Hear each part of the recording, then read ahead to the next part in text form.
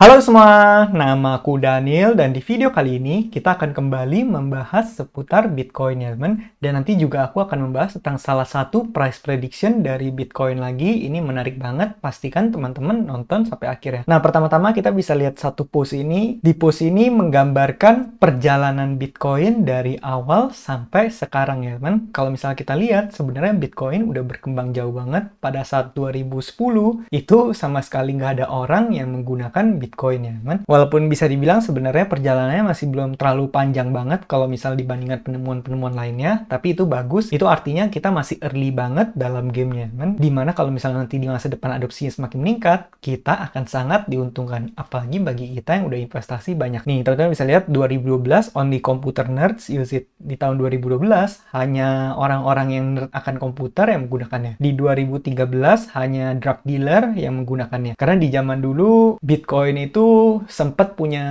reputasi yang negatif banget karena dulu cuma digunakan untuk transaksi-transaksi ilegal ya teman. Jadi banyak banget kalau misalnya teman-teman browsing ke deep web pengen beli barang-barang ilegal atau apapun itu, nanti dia bisa melakukan pembeliannya menggunakan Bitcoin instead of menggunakan money ya teman. Nah kemudian 2014 ini juga masih sama, only money launderers use it. 2017 ini juga makin parah lagi, only gamblers use it. Kemudian di tahun 2019 ini udah mulai ada perkembangan, kamu bisa lihat only small percentage of population use it. Dimana orang-orang udah mulai menggunakan Bitcoin, orang-orang menyimpan uang mereka di Bitcoin, digunakan sebagai store of value, store of wealth mereka untuk menjaga uang mereka terhadap inflasi, atau bahkan di negara-negara tertentu Bitcoin udah digunakan menjadi reserve-nya men. Contohnya seperti El Salvador, itu mereka udah pro banget terhadap Bitcoin, terutama presidennya bahkan setiap hari mau dia Bitcoin harganya naik, Bitcoin harga turun, presidennya tetap membeli, cicil terus beli 1 Bitcoin per hari ya men. Bahkan tadi aku sempat nonton video di mana mereka udah mempersiapkan di masa depan pengen bikin kotanya itu berbasis Bitcoin ya men. Terus juga ada menggunakan tenaga dari volcano, digunakan untuk bikin sumber daya listrik, kemudian nanti sumber dayanya digunakan untuk mining Bitcoin dan meningkatkan posisi Bitcoin mereka. Jadi mereka udah beneran banget pro terhadap Bitcoin. Menurut aku pribadi, negara El Salvador yang kecil itu, nanti kalau suatu saat Bitcoin meledak atau berkembang, itu negara bisa menjadi luar biasa. Bisa-bisa jadi negara maju ya kan. Kemudian 2020 only small companies use it. Karena di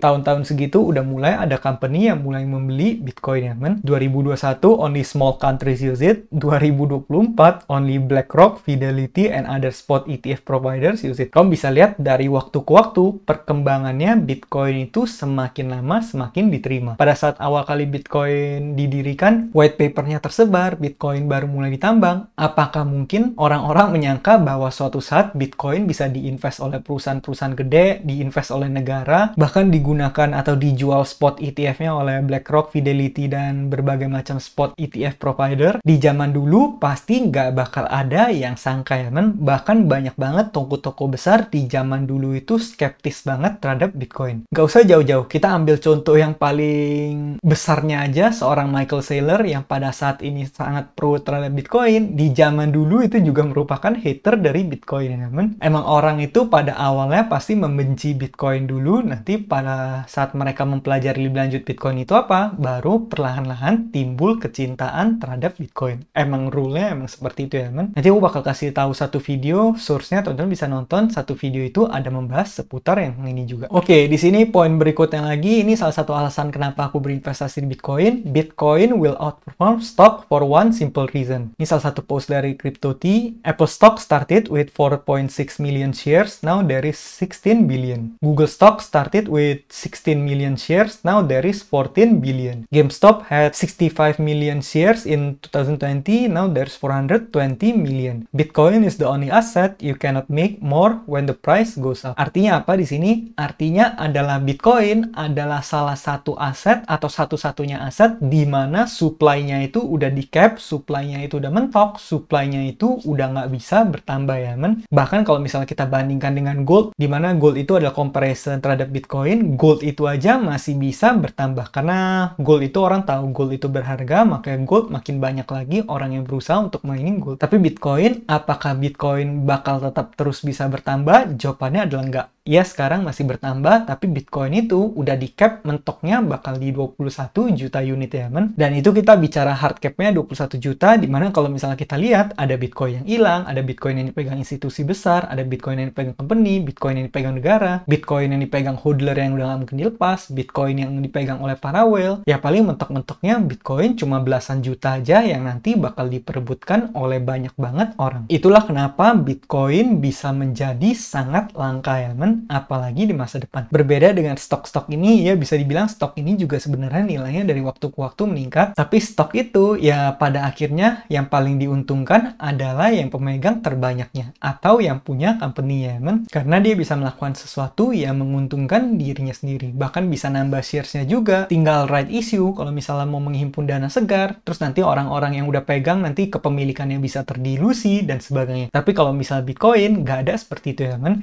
Bitcoin adalah Bitcoin yang kamu miliki dibagi keseluruhan total Bitcoin. Jadi kalau kamu punya 1 dari 21 juta, ya udah kamu punyanya 1 dari 21 juta. Nggak akan bisa terdilusi. Yang ada makin lama semakin berharga dan nilainya bakal naik dari waktu ke waktu. Tapi di sini bukannya konteksnya aku bilang investasi saham itu jelek, tapi kalau misalnya kita bandingkan memang seperti itu ya men. Kalau misalnya kamu pengen berinvestasi saham, ya menurut aku juga boleh. Bahkan kalau kamu pengen diversifikasi menggunakan kedua instrumen juga boleh. Jadi kamu investasi di Bitcoin ada, investasi di saham juga ada ya men. Oke, kita lihat ke slide berikutnya lagi. Nah, ini salah satu proyeksi menarik dari Vanek. Kalau misalnya teman-teman pengen lihat halaman penuhnya, teman-teman bisa ke websitenya ini ya men. Source-nya aku udah tulis di sini. Kalau misalnya kita buka link ini, nanti kamu bakal sampai di halaman ini. Di halaman ini dia bakal jelasin semua mengenai Bitcoin dan kenapa alasan mereka bisa memprediksi nilai Bitcoin menjadi demikian ya men. Kamu bisa kalau misalnya pengen baca-baca bisa baca-baca. Cuman di sini aku nggak bakal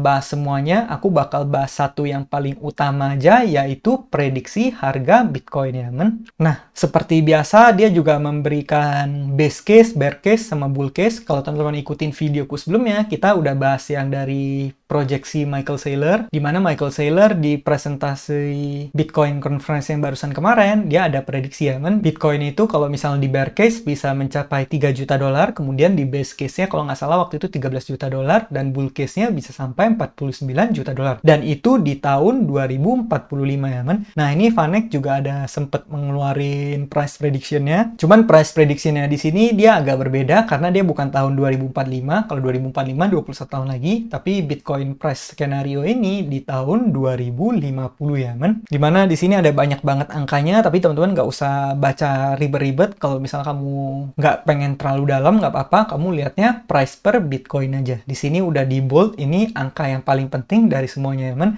Dimana di base case-nya itu diprediksi Bitcoin itu bisa mencapai harga 2,9 juta dolar ya men, per 1 Bitcoin. Dan ini kalau misalnya prediksi ini menurut aku pribadi ini masih lebih konservatif ketimbang Michael Saylor ya men. Kalau Michael Saylor itu bullish banget karena Michael Saylor dia bear case-nya aja itu 3 juta dolar. Nah, kalau misalnya di Vanek ini dia bear case-nya adalah 130.000.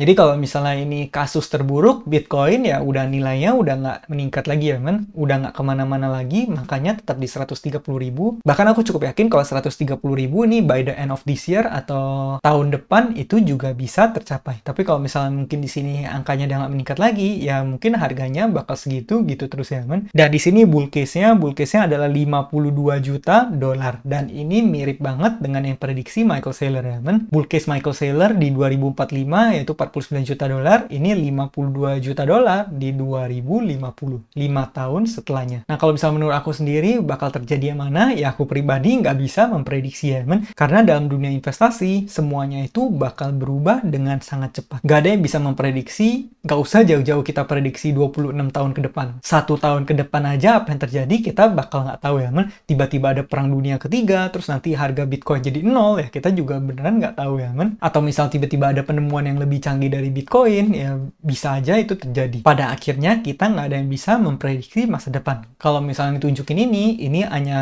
proyeksi dari para analis menurut analisa mereka. Tapi di sini apa yang pengen aku tekankan? Yang pengen aku tekankan adalah kalau misalnya nanti suatu saat Bitcoin mencapai base case-nya aja, harganya bisa menjadi 2,9 juta dolar. Jadi bagi teman-teman yang saat ini udah berinvestasi Bitcoin, kamu bisa sangat diuntungkan. Nggak usah jauh-jauh kita bahas orang yang punya banyak Bitcoin, kita anggap aja kalau misalnya kita punya paling nggak 1 Bitcoin. Nah, bayangin kamu punya 1 Bitcoin aja, kamu udah punya net worth 2,9 juta dolar. Dimana angka itu adalah angka yang sangat besar ya, men. Bahkan kamu udah masuk ke high net worth individual kalau misal kamu punya net worth di angka sekitaran segitu ya, men.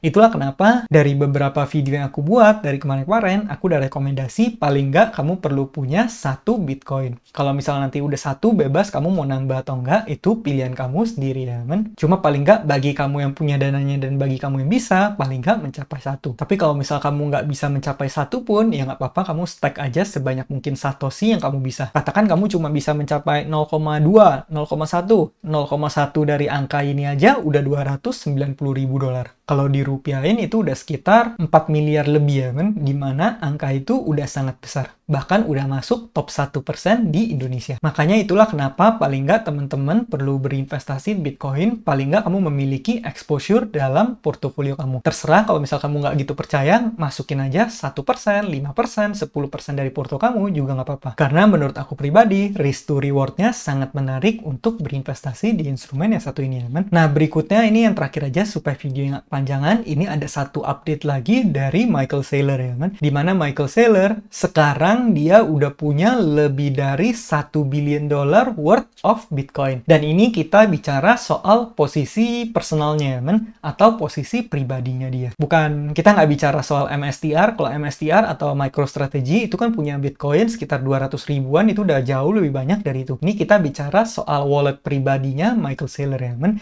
Dimana di wallet pribadinya aja, dia punya 17.732 Bitcoin. Dimana harga rata-ratanya waktu itu dia belinya dengan harga 9.882 dolar per Bitcoin ya, men. Dan itu sekitar 17.000 Bitcoin. Berarti kalau dirupiahin itu lebih dari 16 triliun ya, men. Bayangin dompet pribadinya aja ada sebanyak itu, wallet pribadinya. Ini bener-bener kakek, bukan sembarang kakek. Michael Saylor adalah toko yang luar biasa banget dalam bidang Bitcoin ini ya, men. Menurut aku pribadi, aku nggak akan kaget kalau di masa depan tiba-tiba dia bisa menjadi salah satu orang terkaya. Mungkin masuk top 10 besar yang ada di dunia, men. Kalau misalnya nanti Bitcoin mengalami kenaikan harga yang luar biasa. Karena nih exposure dia ke Bitcoin udah gede banget, dompet pribadinya ada segitu, MicroStrategy ada 200 ribuan, dan belakangan juga masih pengen nambah posisi lagi, udah nyiapin berapa billion dollar lagi. Emang luar biasa banget keyakinannya terhadap Bitcoin ya, men. Nah, berikutnya ini buat penutup aja, buat teman-teman yang pengen belajar lebih lanjut seputar Bitcoin, atau buat kamu yang pengen nonton lebih banyak seputar Michael Saylor, kamu boleh nonton satu video ini cukup aku rekomendasikan, yaitu Michael Saylor 21 Rules of Bitcoin di channelnya BTC Prog ya, men. Ini videonya agak panjang sih, ada sekitar 40 menit, tapi kamu coba nonton aja, karena menurut aku rule-rule yang disebutkan oleh Michael Saylor itu lumayan tepat ya, men. Nah, jadi kira-kira gitu aja pembahasan kita pada video kali ini. Bagi teman-teman yang pengen mulai investasi Bitcoin, kamu boleh cek beberapa videoku yang lain, karena aku udah bahas berbagai macam platform untuk membeli Bitcoin. Nah, mungkin sekian aja videoku pada kali ini. Semoga video ini bermanfaat, dan akhir kata, jangan lupa untuk selalu invest in yourself. Sampai jumpa di video berikutnya. Bye!